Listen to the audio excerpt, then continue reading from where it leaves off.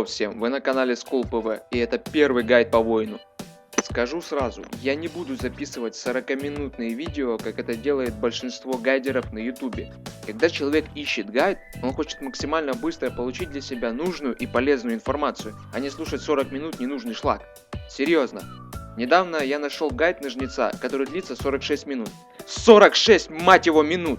35 минут из которого автор разваливает совершенно ненужное говно, которое никак не поможет лучше познать жнеца. Фух, все, я высказался. Приступим к гайду. Сегодня я расскажу вам про преимущества и недостатки вара, билд и пухи на ранних стадиях. Как я уже говорил в прошлом видео, это универсальный класс. Иногда он может выступать в роли танка, так как хп и деф ему это позволяют. При этом он может наносить весьма хороший дамаг. Он может отлично контрить, у него дофига станущих скиллов, плюс всякие несогласия и обездвиживания. Также у него хватает дебафов для врагов, на понижение физы маг дефа, физы маг атаки, на понижение шанса на уклон, замедление и так далее. И у него достаточно хорошая скорость передвижения, а со временем и атаки. Также, если необходимо, он может быстро переместиться к цели или притянуть ее к себе. И одна из главных его преимуществ, он всегда желанный гость в любой пати. Из-за его скилла Гнев Небес, который нужен в каждом данже и который есть только у вара. С преимуществами закончили, перейдем к недостаткам. Их всего два. Первый.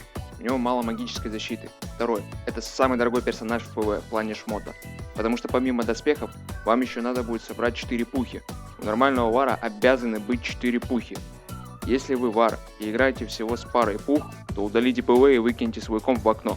И вдобавок вам надо будет выкрутить аспект в шмоте, что может получиться раза с 30-го. Есть несколько билдов для вара. Первый. Коновый. Сила и ловкость под пуху, остальное выносливость. Второй. Full ДД. Ловкость под пуху, остальное в силу. Третий. Критовик. Силу под пуху, остальное в ловкость. Но это все херня на самом деле. Повторюсь, вар это универсал, и у него должно быть все. Это не страж какой-нибудь, которому можно все в силу хуйнуть, и ему будет нормально. Поэтому качайте и силу, и ловкость, и выносливость. Интеллект не трогайте. Соотношение выбирайте сами под свой стиль игры. И я качал так. 30 силы, следующие 20 очков в ловкость, следующие 10 в выносливость. И потом также по новому кругу. Что касается пухи, поначалу идите чисто в топоры. Ибо на кастеты нужен хороший аспект. Копье вам понадобится только на хай-левелах. А мечи и вовсе бесполезны. На них всего 2 нужных скилла. И то только тогда, когда вы их в 11-е переделаете. Ну и скиллы, естественно, вначале качайте только под топоры. Остальное потом. Если вам понравился данный гайд, подписывайтесь на канал, не забывайте ставить лайки, делитесь этим роликом с друзьями. Всем пока!